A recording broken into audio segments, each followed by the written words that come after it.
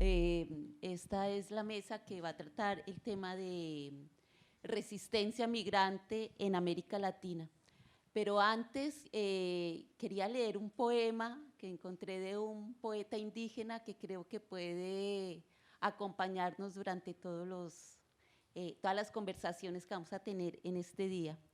Dice en verbo ajeno: hablo de lo propio, con lo que no es mío. Hablo con verbo ajeno, sobre mi gente. Hablo y no soy yo. Escribo y yo no soy. En mí han llegado espíritus navegantes del espacio lejano, con cientos de lunas sobre sus cuerpos. Vienen desde el dolor y desde el eco de un tiempo. Son tierra, son sol, son esperanza para una patria nocturna.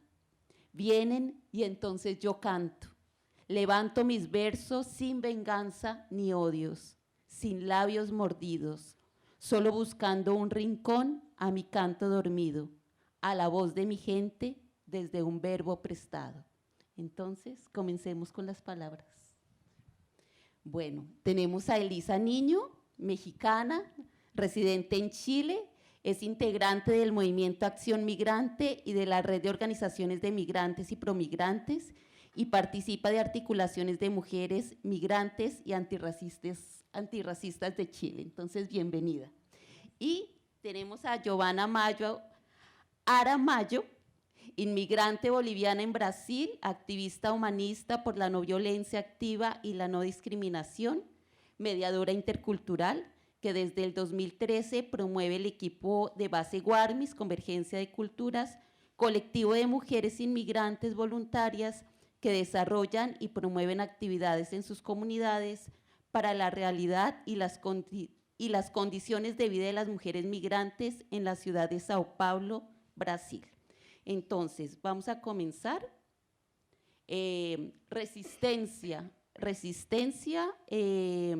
significa mantenerse en pie, mantenerse firme, oponerse reiteradamente sin perder el puesto. Y la primera pregunta para ustedes es: ¿a qué nos resistimos en América Latina? Pues creo que en términos generales nos resistimos a la precarización de la vida, ¿no? De las formas de vida, de cuáles son las vidas que merecen ser vividas, cómo se van a vivir, incluso de la vida toda, ¿no? Si pensamos en nuestra ecodependencia también. Creo que nos enfrentamos a eso y eso tiene brazos largos con una macropolítica que pueden ser leyes, decretos, políticas públicas, pero también tiene otros brazos que son más chicos, que son cotidianos, que están en la rutina de todas las personas y de la vida toda, ¿no? Que se nutren de esos discursos sobre la vida y sobre quién merece o cómo vivir, y que nos van enfrentando a violencias en el cotidiano. Entonces creo que nos enfrentamos a esos dos grandes niveles, ¿no?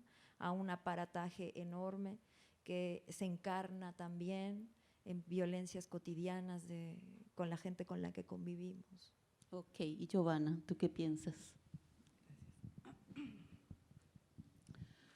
Yo creo también que en Latinoamérica, en nuestro contexto, como inmigrantes también, nos vamos resistiendo a perder nuestra humanidad, porque hay tanta violencia en tantos medios, de tantas formas, los que somos sometidos, que nos va como cerrando el corazón y vamos siendo indiferentes nosotros también, y la sociedad. Y creo que nuestra resistencia también es para mostrar que podemos tomar contacto con lo mejor de nosotros, con lo mejor de los otros y construir una propuesta nueva, donde la desesperanza reina. Nos resistimos con esperanza y con alegría, desde los saberes de los pueblos originarios hasta los aportes de los inmigrantes históricos que se han tenido en Latinoamérica, rescatando lo mejor y lo más progresivo. Entonces yo creo que nuestra resistencia va desde lo mejor del ser humano, ¿no? Que aspira a otra forma de vida, otra forma de relación, como que ese es nuestro norte y eso nos permite resistir, pero desde un lugar donde no damos paso al resentimiento, a la venganza, a la deshumanización de aquellos que nos van aplastando, ¿no? Creo que eso. Ok, continuamos entonces con la siguiente pregunta, que tiene que ver ¿Cuáles estrategias de resistencia se practican en cada uno de los contextos en las que ustedes trabajan? Pues yo creo que en relación a lo que había dicho anteriormente, creo que las estrategias tienen que ser en distintos niveles, ¿no? Unas estrategias tendrán que ver pues con ir a hacer incidencia, ¿no? Incidencia política por los derechos humanos, que es una paradoja que uno cuando exige que se respeten los derechos humanos es como decir, esta persona es humana, sí, le puedes respetar. Es una paradoja muy, muy extraña, pero bueno, hay que hacer ese trabajo, ¿no?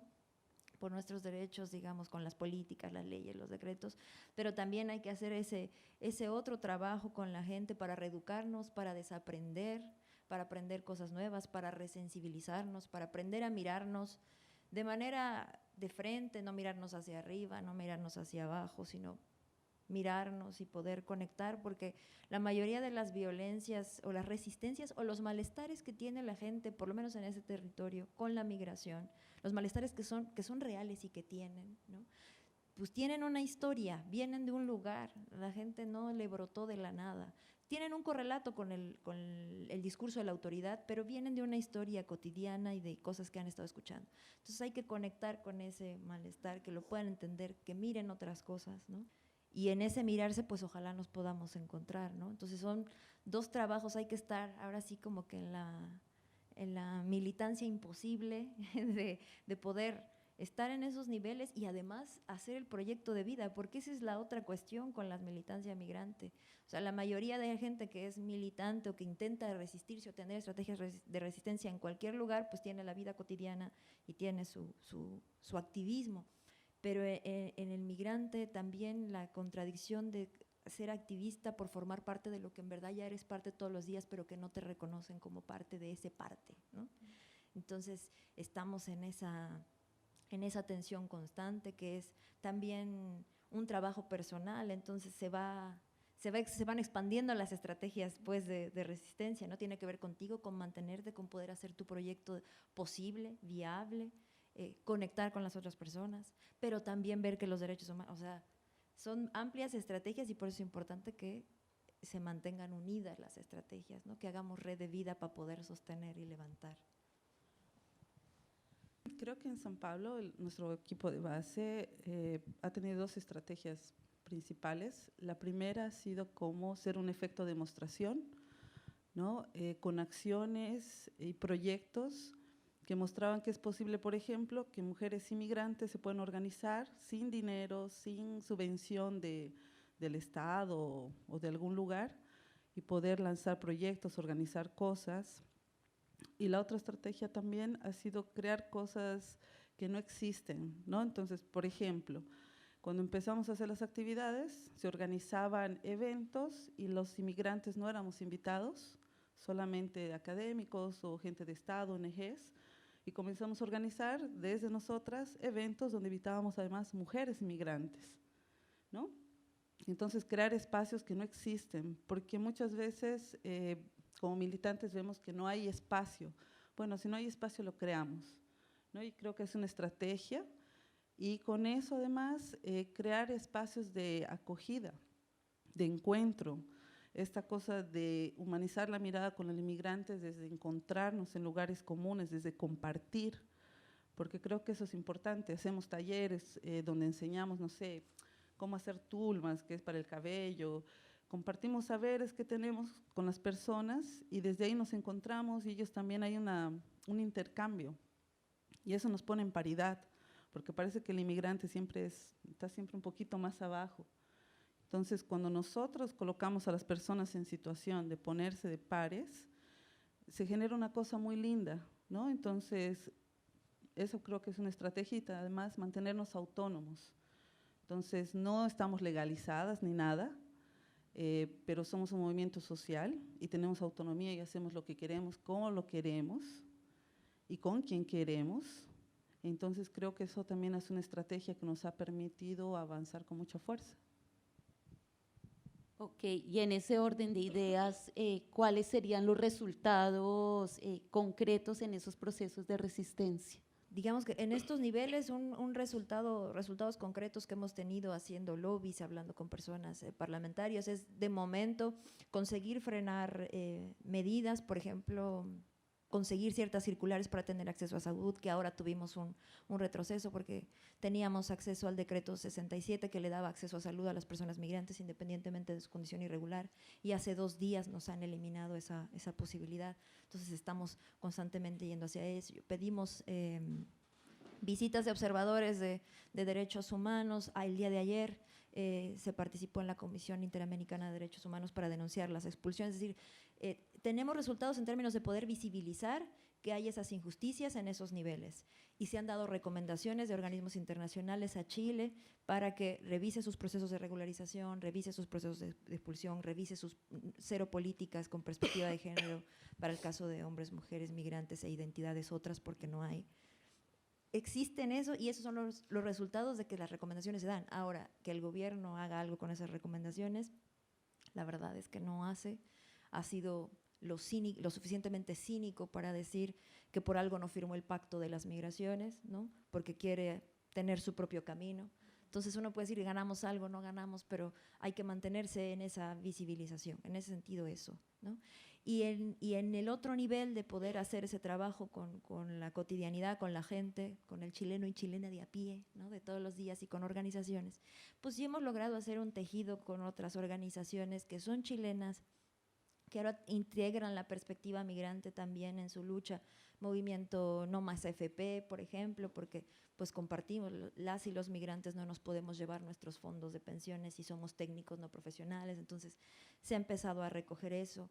El movimiento feminista en Chile ahora empieza a visibilizar pues que hay también mujeres migrantes, que hay que tener una perspectiva antirracista, porque si no, el feminismo tiene que ser antirracista o no puede ser. Entonces empiezan a aparecer esas complicidades políticas con organizaciones, y eso digamos que va mostrando parte de algo, y que empieza a haber más articulación y organización de personas migrantes.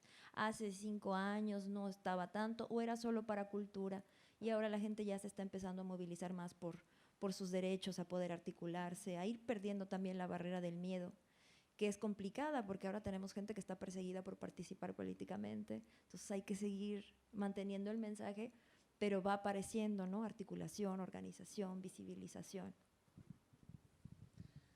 Bien, en San Pablo creo que uno de los grandes logros que hemos conseguido es articular redes. Entonces hemos ayudado en la creación del Frente Mujeres Inmigrantes y Refugiadas. Después se ha construido el Frente Independiente de Inmigrantes y Refugiados, que ya era mixto. También hemos empezado a visibilizar el tema de que no se puede construir política pública si no hay inmigrantes participando, ¿no? Junto a otros colectivos, no sé, solo mérito nuestro. Entonces, el municipio, que creo que es el único municipio en el mundo que tiene una coordinación para políticas de inmigrantes, San Paulo, cada vez que se está construyendo alguna nueva ley para inmigrantes, nos llaman a los inmigrantes, que antes se construía sin, y ahora siempre nos incluyen. Además está el tema de producción de materiales de información, porque una gran bandera que tenemos es el tema de la violencia obstétrica dentro del contexto de salud, dentro del contexto de que los inmigrantes traemos saberes también, ¿no? Que pueden aportar a la comunidad local. Entonces hemos hecho una producción de algunas cartillas de salud, y la Secretaría de Salud del municipio las ha tomado en cuenta, se ha distribuido en más de 30 hospitales y centros de salud que están siendo parte de la red del parto seguro. Inclusive la Secretaría de Salud hace formaciones para doulas y nos llaman para hacer el módulo que va a tratar de migración, ¿no? Entonces, creo que nuestro gran aporte, digamos, ha sido empezar a colocar la cuestión migrante, y además que llamen a los inmigrantes para decir cómo vamos a hacer, cómo vamos a construir. Porque de hecho hay especialistas que aportan y nos complementan, pero ahora en San Pablo creo que hay una dinámica bien interesante de cualquier cosa que se piense desde el Estado, hablando de manera municipal, los inmigrantes somos llamados. Entonces, y además mostrar eso, ¿no? Que se pueden crear colectivos. Hemos ayudado a que se creen algunos colectivos, facilitado, creado espacios donde los colectivos se puedan encontrar y poner varios temas que no se ponían, ¿no? Ahora, por ejemplo, en San Pablo, un tema que no se hablaba de migración era el derecho al aborto, que era como un tema tabú. Entonces, se están poniendo y creando espacios donde varias mujeres inmigrantes con diversas temáticas pueden colocarlas, y eso es construir un espacio político.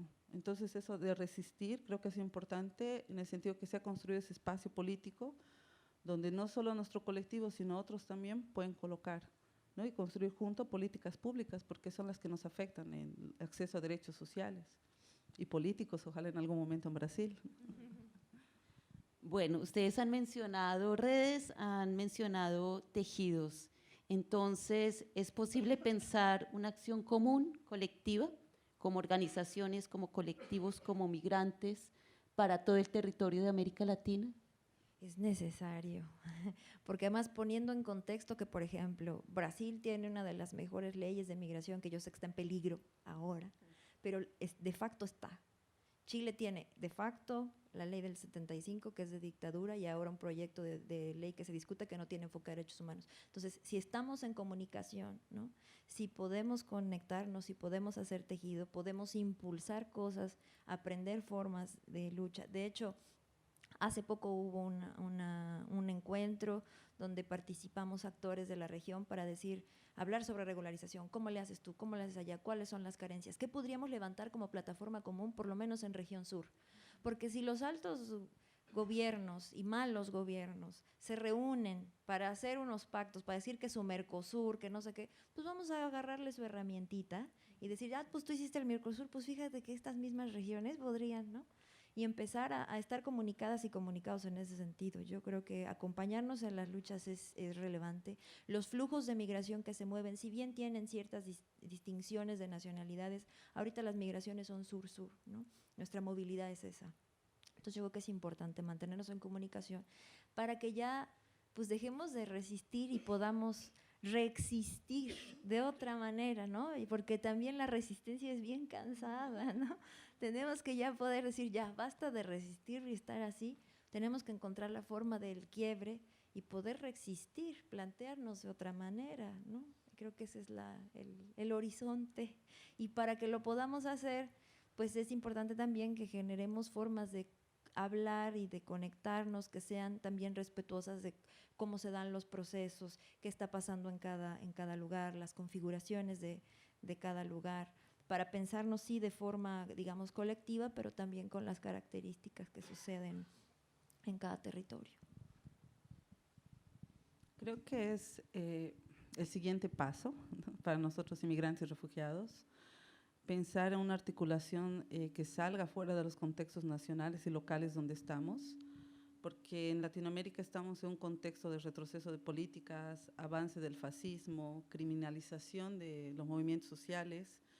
Entonces necesitamos esa articulación para hacer efectos de demostración, porque no es lo mismo que en San Pablo hagamos un acto a que se haga simultáneamente en varias ciudades por inmigrantes y refugiados. Tiene otro peso, tiene otra visibilidad, ¿no? Y además, claro, hay una política que se está pensando coordinada de acción en retroceso en varios países, y creo que la respuesta también tiene que ser como bloque.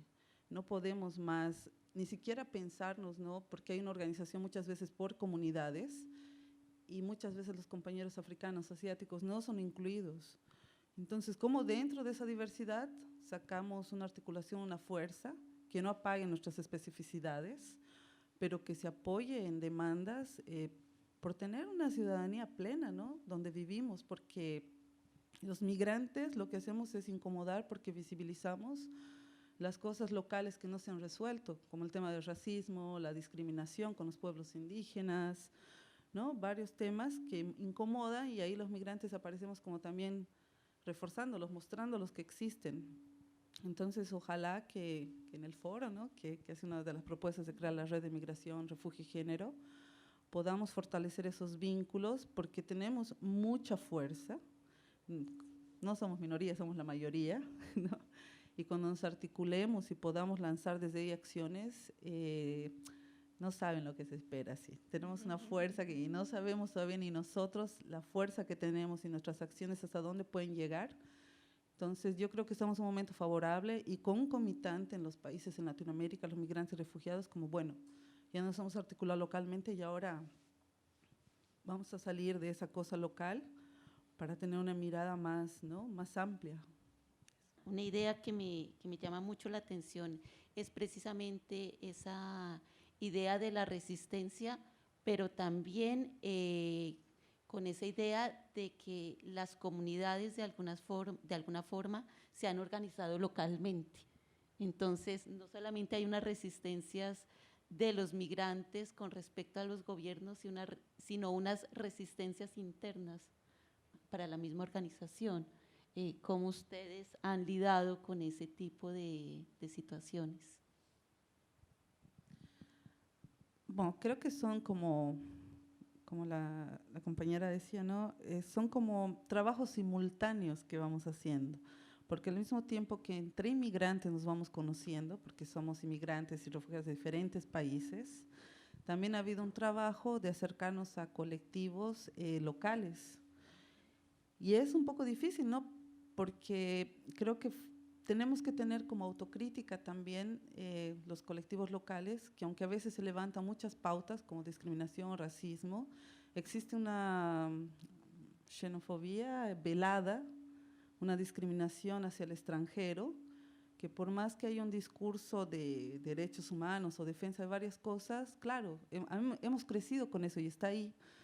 Entonces creo que ha sido una dificultad porque nuestro trabajo ha sido ir a diversos espacios a colocar que los inmigrantes y refugiados también estamos existiendo en las ciudades, también nos afectan esas cosas y hacer esa sensibilización, pero también intentar aprender las estrategias de nuestros compañeros. Y un momento fue de bastante, no conflicto, pero de difícil entendernos, ¿no?, por el choque cultural, pero creo que estamos en un momento ya de complementación y que es muy importante porque, claro, luchamos por salud, por derecho a educación, pero que sea buena para todos. Y los que vivimos en ese territorio, somos inmigrantes, refugiados locales, indígenas. Entonces yo creo que lo que pasa con el sistema capitalista, que nos hace ver solamente nuestro sector, solo nuestros grupos, y nos imposibilita ver que en realidad nos afecta a todos, que no se acaban nuestras especificidades porque tengamos una pauta común. Y yo creo que eso está pasando mucho. Yo veo una abertura en San Pablo de los colectivos, de los compañeros brasileños y brasileras, como decir, bueno, nos están, no sé, jodiendo a todos, bueno, ¿cómo hacemos todos ahora juntos? Que en otro momento no sentíamos esa apertura. Y ahora sí, y es ese trabajo doble, ¿no? Entre migrantes, la articulación, pero también con lo local, porque vivimos en ese territorio y todo lo que le pasa a la gente local nos pasa, nos atraviesa, ¿no? Entonces creo que eso ha sido bien importante y de mucho aprendizaje y nada, creo que tenemos que avanzar en esa dirección, ¿no? Como bien levantaron, el progreso de pocos es el progreso de nadie, ¿no? Sí, sí, pues coincido con la compañera y pasan dos cosas, como justo el discurso constante sobre el migrante es o de criminalización o de desborde, se desborda porque es la invasión, ¿no?, la ola y el sobrecupo, ¿ya? Entonces siempre la primera sensación de la gente es como el desecho, ¿no? Y además como ves que los expulsan, pues ¿por qué tú no pasa, ¿no?, el desecho? Entonces hay que trabajar con eso, se torna complicado, pero se puede. Lo que sí es que hay un otro lado, porque solemos ser medio binarios y binarias, como estamos occidentalizados, tenemos una forma muy binaria de mirar. Entonces la forma contraria de eso es incorporar, pero al incorporar un poco absorber o tragártelo o invisibilizarlo, ¿no? Entonces nos cuesta mucho poder hacer luchas conjuntas que no se traguen al otro. Entonces, por ejemplo, valoramos mucho porque entendemos de dónde sale, pero la frase de todos somos migrantes, ¿no? Porque nos dicen, no, vamos todos con tus compañeros porque todos somos migrantes. Sí, pero no. O sea, sí, pero no, porque sí, o sea, la vida no pudo haber sido vida sin que emigráramos y en nuestra familia, sí. Pero lo real y lo concreto hoy y en esta ciudad es que tú tienes un privilegio ciudadano que la otra persona no tiene, ¿no? Y que incluso entre migrantes va a ser distinguido, porque yo no soy leída como racializada. Entonces yo tengo un privilegio en relación a mi compañera que es afrodescendiente, ¿no?, etcétera. Entonces tenemos que encontrar también otras formas de nombrar para no tragarnos. O sea, hay que acompañarnos y ahora, ¿cómo? También tenemos que priorizar cómo nos acompañamos. O cuando dicen chilena o extranjera, la misma clase obrera, vamos todos. Sí, pero no. O sea, sí vamos todos, pero ¿qué creen? No somos la misma porque yo no soy reconocida, porque yo estoy más precarizada. Vamos juntos, pero ¿cómo nos vamos a nombrar? ¿Qué estrategias políticas vamos a utilizar para efectivamente que eso se haga? Entonces, creo que nos falta mucho trabajo, ¿no? Tenemos mucho trabajo que hacer. Se puede. Recientemente tuvimos una conversación con trabajadores porque decían, es que como efectivamente las migrantes cobran menos, nos están dejando sin trabajo. Decían, es que compañeros, de lo que se trata es de que nos podamos sindicalizar todos para que le digamos al patrón, oiga, no le pague menos a ese, nos tiene que pagar bien a todos. No decir, es culpa de este, era un colectivo de haitianos, no es culpa del colectivo de haitianos, que es a quien estaban desechando, ¿no? Que decir, oye, vénganse para acá, vamos. ¿Y cómo vamos? Hay que poner el acento en que él no es de aquí. Entonces, para este grupo necesitamos esto, pero vamos juntos. Y eso es lo que tenemos que hacer, ¿no? Ir juntos, pero ir identificando qué necesita cada quien, porque sí hay distinciones, ¿no? Claro, y eso también nos plantea la idea de para qué organizarse. Ni todos los migrantes resisten de la misma manera y no todos sienten la necesidad de que sea a través de la organización la forma de resistir. Algunas comunidades, por ejemplo en San Pablo, tienen una organización cerrada y selectiva y algunas veces consiguen ocupar espacios, por ejemplo en el Consejo, que otras organizaciones un poco más abiertas no han conseguido. Entonces viene como esa dinámica. Entonces, bueno, dejamos esas ideas en el aire para que se vayan pensando. El próximo sábado nos encontraremos en la mesa de migración y género y muchísimas gracias por compartir su experiencia. Bueno, gracias.